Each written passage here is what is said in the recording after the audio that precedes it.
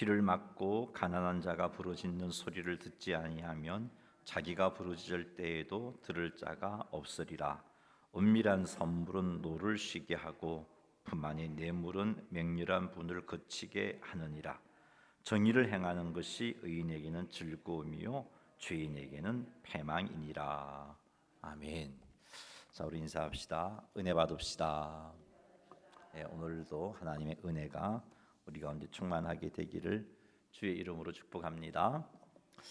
오늘은 우리가 읽은 잠언 21장 13절에서 15절 말씀을 살펴볼 겁니다.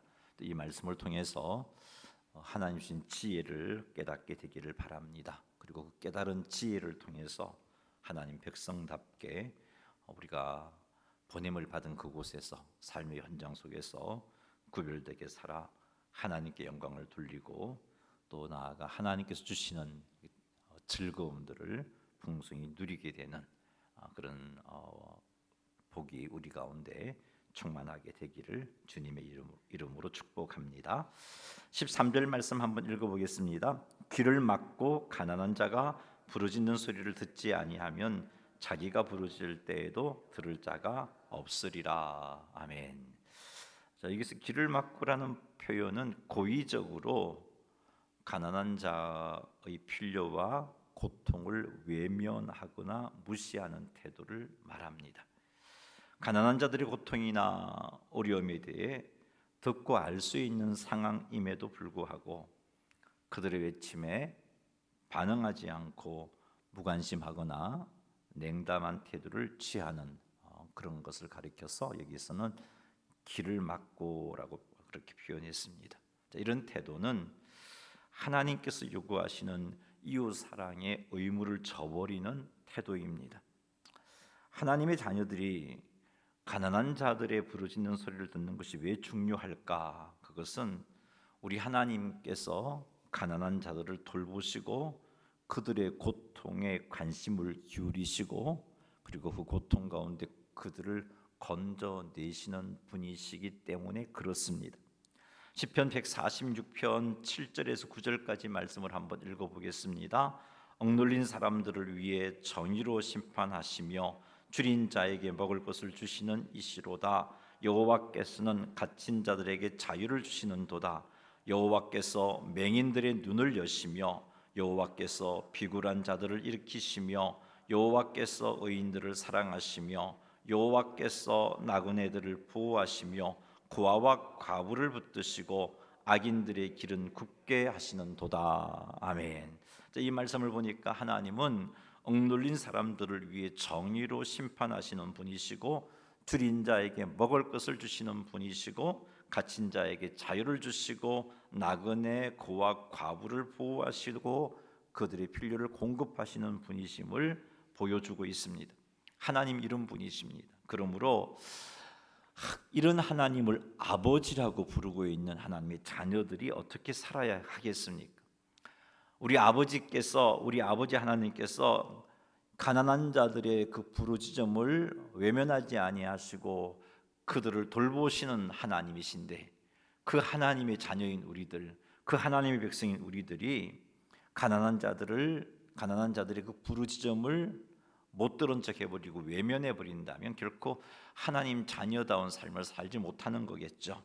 우리 역시 아버지 하나님의 이 모습을 본받아서 가난한 자들을 돌보고 그들의 고통에 관심을 기울여야 하는 겁니다.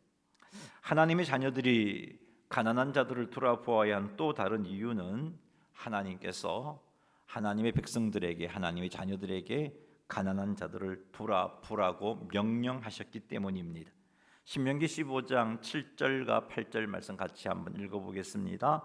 내 하나님 여호와께서 내게 주신 땅 어느 성읍에서든지 가난한 형제가 너와 함께 거주하거든 그 가난한 형제에게 내 마음을 완악하게 하지 말며 내 손을 움켜 쥐지 말고 반드시 내 손을 그에게 펴서 그에게 필요한 대로 쓸 것을 넉넉히 구워 주라. 아멘. 가난한 자에게 마음을 완악하게 하지 말라라고 명령하십니다. 반드시 내 손을 그에게 펴서 그에게 필요한 것을 넉넉히 꾸어 주라고 하나님께서 명령하셨습니다. 그러기에 우리는 가난한 자들을 돌아보아야 하는 겁니다. 하나님의 자녀들이 가난한 자들을 돌아보아야 하는 또 다른 이유는 가난한 자들을 돌아보는 그것이 하나님을 공경하는 것이기 때문에 그렇습니다. 잠언 14장 31절 말씀 같이 한번 읽어보겠습니다. 가난한 사람을 학대하는 자는 그를 지으신 이를 멸시하는 자요, 궁핍한 사람을 불쌍히 여기는 자는 주를 공경하는 자니라. 아멘. 이 말씀에 의하면 가난한 자를 학대하는 것이 가난한 자를 지으신 하나님을 멸시하는 행동이고, 궁핍한 사람을 불쌍히 여기는 것이 주님을 공경하는 것이다라고 말씀하고 있습니다.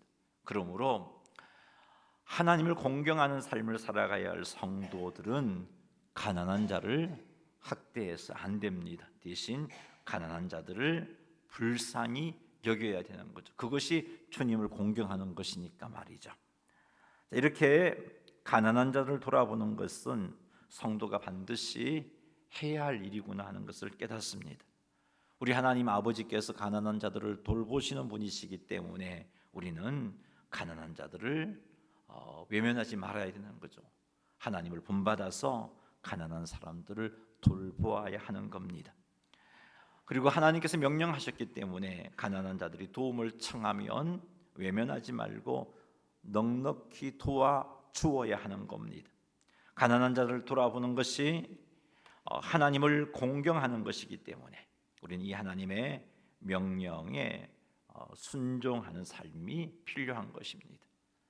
이런 모습들을 생각해 볼 때, 이런 이유들을 생각해 볼 때 우리는 가난한 자들의 그 부르짖음에 귀 닫아서 안 되는 거죠. 가난한 자들의 어떤 형편과 처지, 그것을 가지고 조건을 만들어서 안 되는 거죠. 우리 하나님은 우리가 요즘 감사대행전 새벽을 통해서 살피고 있지만 인자가 무궁하신 하나님 아니십니까? 인자라는 것이 변함없는 하나님의 사랑을 의미하는 표현입니다. 그리고 그 사랑받는 사람의 조건과 상관없이 주어지는 사랑, 그것이 인자입니다. 하나님 아버지는 인자가 무궁하신 분이시죠.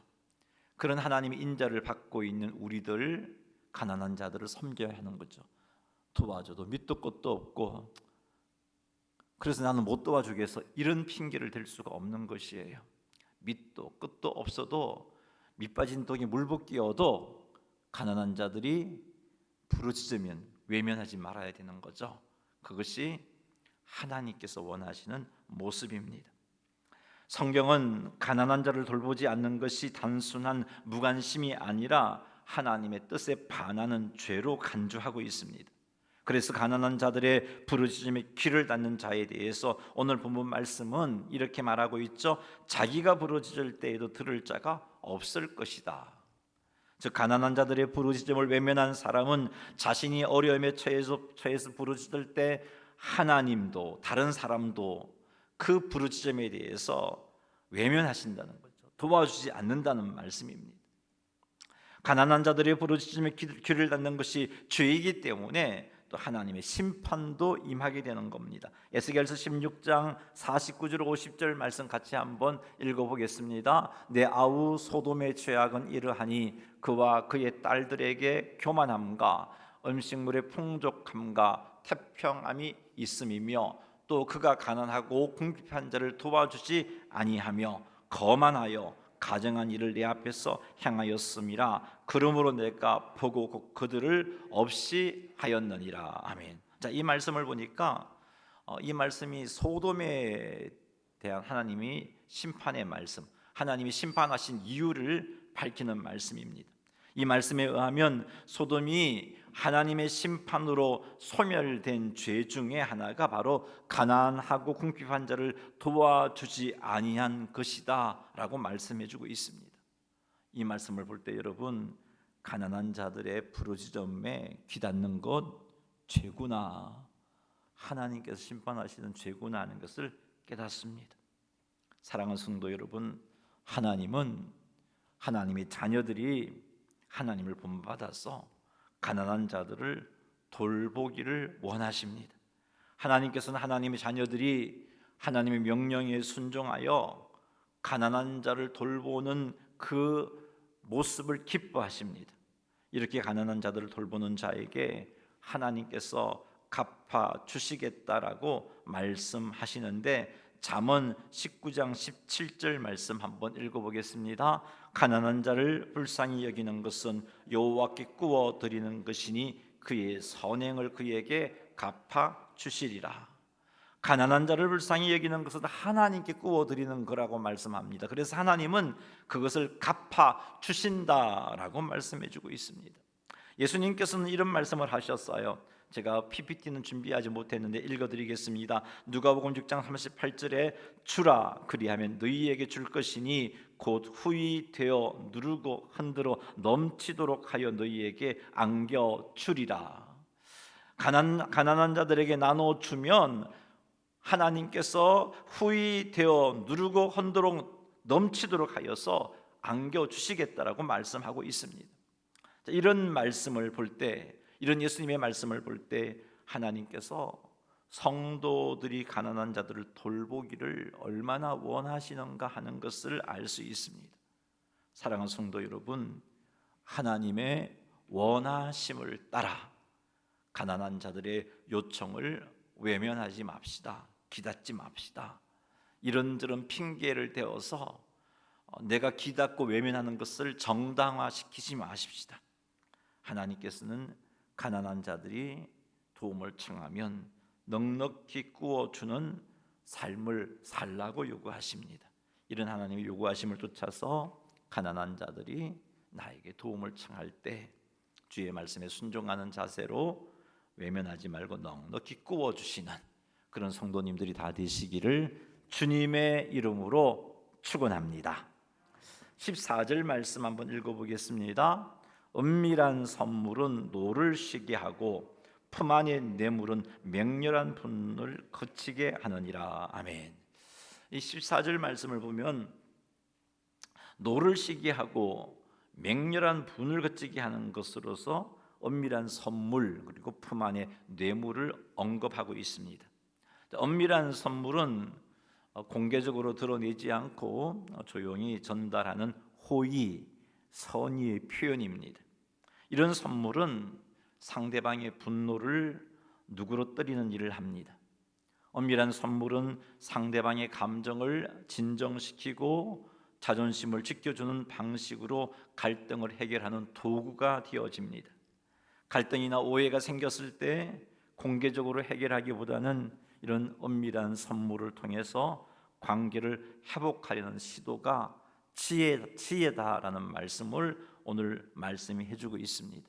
예를 들어 친구와의 갈등이 생겼습니다. 그때 그에게 조용히 선물을 보내어서 화해의 손길을 내미는 경우가 바로 이 은밀한 선물이고 그 분을 누그러뜨린다는 노를 쉬게 한다는 경우에 해당되는 그런 예입니다.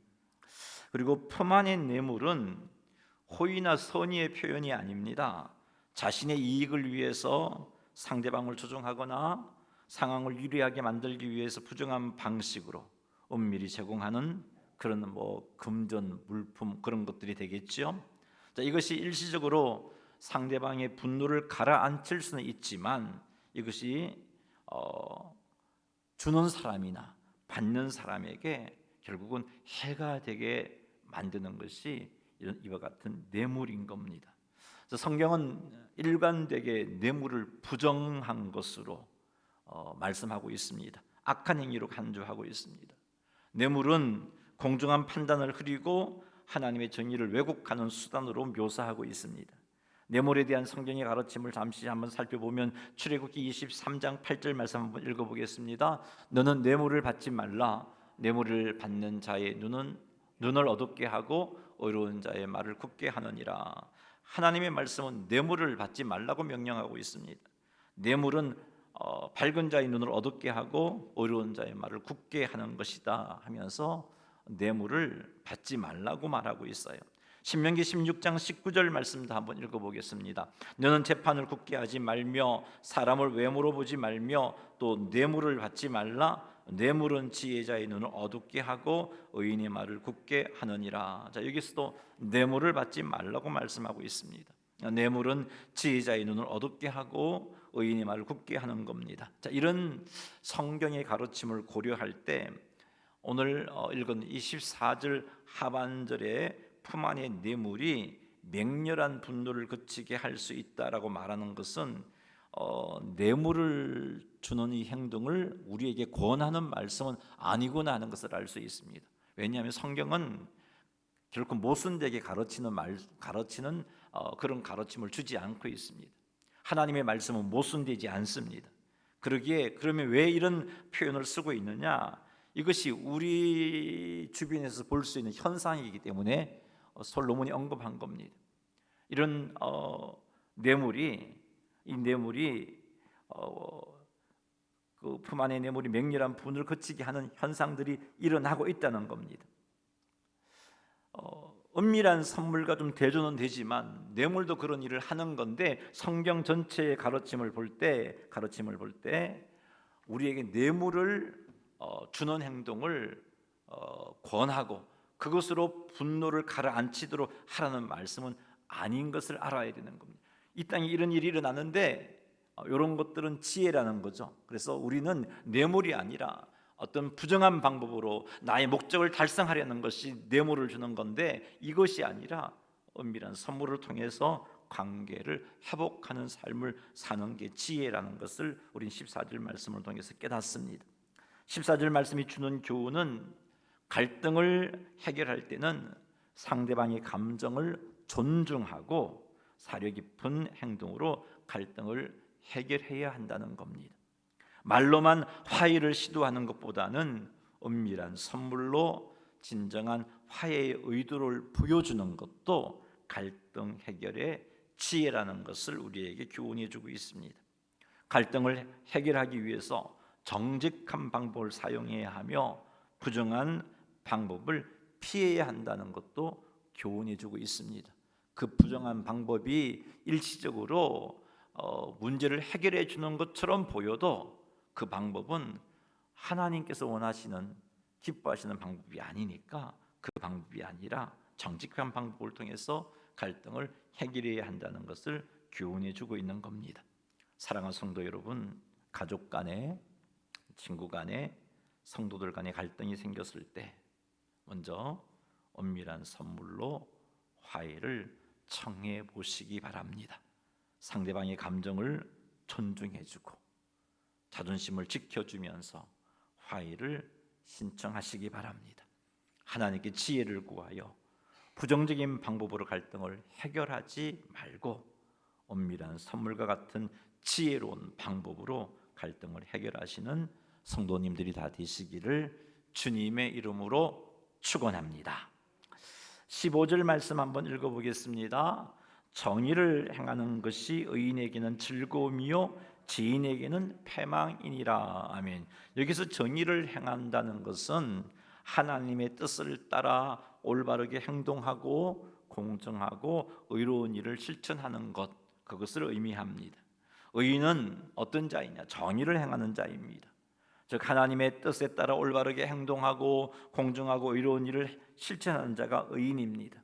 정의를 행하는 것이 의인에게 즐거움인 첫 번째 이유는 정의를 행하는 것이 하나님의 뜻을 이루는 것이고 하나님의 뜻을 이룰 때 하나님께 주시는 기쁨이 생기기 때문입니다. 정의를 행할 때 의인은 하나님의 성품에 동참하는 것이고 하나님의 의로운 통치에 협력하는 것이 되어집니다. 이렇게 하나님의 성품에 동참하게 되고 하나님의 의로운 통치에 협력하게 될 때 그때 우리 영혼 깊은 곳에서 솟구쳐 오르는 만족과 즐거움이 있습니다. 그래서 정의를 행하는 것이 의인에게 즐거움이라고 말하고 있는 겁니다. 정의를 행하는 것이 의인에게 즐거움인 두 번째 이유는 정의를 행한다는 것은 하나님과의 바른 관계를 맺는 것이기 때문입니다. 하나님과의 바른 관계는 우리들에게 하나님이 약속하신 샬롬이 임하게 샬롬을 누리게 해줍니다. 그리고 안정감을 누리게 해줍니다. 그래서 정의를 행하는 것이 의인에게 즐거움이다라고 말씀하고 있는 겁니다. 정의를 행하는 것이 의인에게 즐거움인 세 번째 이유는 정의를 행하는 것이 이웃의 삶에 긍정적인 영향을 미치고 이로 인해서 평화와 기쁨이 주어지기 때문에 그렇습니다. 정의를 행하는 것이 의인에게 즐거움이 되는 네 번째 이유는 정의를 행하는 것은 성령께서 그 안에서 충만하게 역사하시기 때문이고, 성령께서 그 안에서 충만하게 역사하실 때 성령께서 주시는 희락, 기쁨이 충만해지기 때문입니다. 그러니 사랑하는 성도 여러분, 기억하십시오. 우리가 하나님으로부터 의인이라고 칭함을 받았다는 사실을 기억하십시오. 그래서 우리가 어떻게 살아야 할지 답이 나왔습니다. 의인의 삶을 살아야 하는 거죠. 하나님으로부터 의인이라고 칭함을 받았으니까 우리는 하나님의 뜻을 따라서 올바르게 행동해야 하는 겁니다. 성령 하나님을 의지하여 공정하고 의로운 일을 해야 하는 것입니다. 이렇게 정의를 행하여서 의인이 마땅히 누려야 할 즐거움을 온전히 누리시는 성도님들이 다 되시기를 주님의 이름으로 축원합니다. 3절 하반절 말씀에 의하면 정의를 행하는 것이 죄인에게는 패망이다라고 말씀하고 있습니다. 왜 정의를 행하는 것이 죄인에게 패망이 되는 것인가? 죄인은 하나님의 공의와 정의를 거부하거나 대적합니다. 죄인은 본질적으로 불의를 행하는 자들입니다. 죄인들의 마음은 하나님의 법과 반대되는 방향으로 기울어져 있습니다. 그래서 의인들이 정의를 행하게 되면 하나님의 공의가 실현되어지고, 하나님의 공의가 실현되어질수록 죄인들의 불의가 드러나게 되고, 그 결과 죄인들이 처벌이나 심판을 받게 되기 때문에 그렇습니다. 그래서 정의를 행하는 것이 죄인에게는 패망이다라고 말씀하고 있는 겁니다. 15절 말씀이 주는 교훈을 명심하십시다. 성도들은 하나님의 뜻에 따라 공의롭게 행할 때 참된 기쁨을 누리게 된다는 겁니다. 하나님의 성품은 정의롭고 공평하고 공의롭습니다. 따라서 하나님의 백성인 우리 역시 이 성품을 본받아야 합니다. 죄인들이 형통한 삶을 산다 할지라도 하나님의 자녀들이 정의를 행하면 결국 죄인들은 패망에 이르게 됩니다. 뿐만 아니라 하나님의 공의가 결국은 죄인들을 심판에 이르게 합니다. 그러니 더욱 정의를 행하며 사시기 바랍니다. 불의가 성하고 그 불의로 많은 이들이 잘 되는 것 같이 보여도 흔들리지 말고 더욱더 정의를 행하며 사시기 바랍니다. 그리고 죄인들의 형통함에 낙심하지 말고 하나님의 공의가 결국 이들을 패망에 이르게 한다는 것을 믿으시기 바랍니다. 그러니 사랑하는 성도 여러분, 정의를 행하십시다. 이게 하나님의 자녀인 우리가 해야 할 일입니다. 무엇보다 하나님의 뜻을 구하고 그 뜻에 순종하는 삶을 사십시오. 이게 정의를 행함의 기본입니다. 하나님의 뜻을, 공의로운 하나님의 뜻, 공평한 하나님의 뜻, 그 뜻에 순종하며 살 때 우리는 정의를 행하는 삶이 되어지는 겁니다. 그러니 여러분, 말씀 속에서 주의 뜻을 분별하시고 하나님의 뜻을 깨닫게 해달라고 주님의 도움을 청하셔서 그 뜻을 쫓아 순종하십시오. 내 뜻, 내 생각, 내 자존심, 내 계산 쫓지 마시고 하나님의 뜻 앞에 이런 것들을 내려놓고 주의 뜻을 쫓아 행하십시오. 그게 정의입니다. 그렇게 살 때 정의를 행하는 것이 되어집니다. 사랑하는 성도 여러분, 하나님의 뜻을 구하고 그 뜻에 내 뜻, 내 가치관, 내 자존심을 내려놓음으로 정의를 행하시는 성도님들이 다 되시기를 주의 이름으로 축복합니다. 그리고 자기 이익을 위해서 거짓말하거나 불의한 방법 쓰지 맙시다. 우리가 성도들이 이런 방법을 취하게 되면 세상 가운데서 죄인이 패망에 이르는 결과가 늦어지게 되어 있어요. 우리는 하나님으로부터 의인이라 칭함을 받은 자답게 자기 이익을 위해서 거짓말하거나 불의한 방법 써서 안 될 겁니다. 이건 정의와 반대되는 행동입니다. 그리고 가난한 자, 억압받는 자, 고통받는 자에게 공의를 베풀고 그들의 필요를 돌아보는 것, 이것이 정의입니다. 이게 하나님의 뜻이니까요. 그러니 여러분, 가난한 자, 억압받는 자, 고통받는 자들에게 공의를 베풀고 그들의 필요를 채워주는 삶을 사십시다.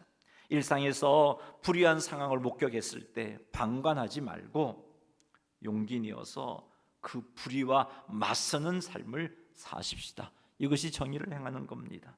이렇게 할 때 하나님께서 주시는 기쁨이 있습니다. 이런 기쁨을 풍성하게 누리시는 성도님들이 다 되시기를 주님의 이름으로 축원합니다. 자, 오늘 살펴본 말씀을 간단히 정리하고 마치겠습니다.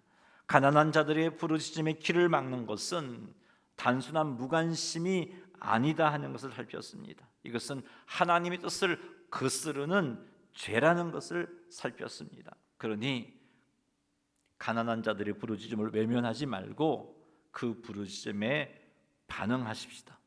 도움을 청한다면 나의 능력 안에서 넉넉하게 도와주시기를 주님의 이름으로 축원합니다. 이것이 하나님을 공경하는 성도의 태도입니다. 은밀한 선물이 분노를 누그러뜨리고 화해의 도구가 될 수 있음을 살폈습니다. 그러니 갈등이 생겼을 때 그 갈등의 상대에게 말로만 화해하지 말고 마음을 담아서 다른 사람들이 알지 못하게 선물하시기 바랍니다. 상대방의 감정을 존중해주고 자존심도 지켜주십시오. 그렇게 화해를 신청하시고 화해하시기 바랍니다. 하나님께 지혜를 구하여 부정적인 방법으로 갈등을 해결하지 말고 은밀한 선물과 같은 지혜로운 방법으로 갈등을 해결하시는 성도님들이 다 되시기를 주님의 이름으로 축복합니다. 마지막으로 정의를 행하는 것이 의인에게 기쁨이 되고 죄인에게 패망이 된다는 것을 살폈습니다. 그러니 날마다 정의를 행하는 삶을 사십시다.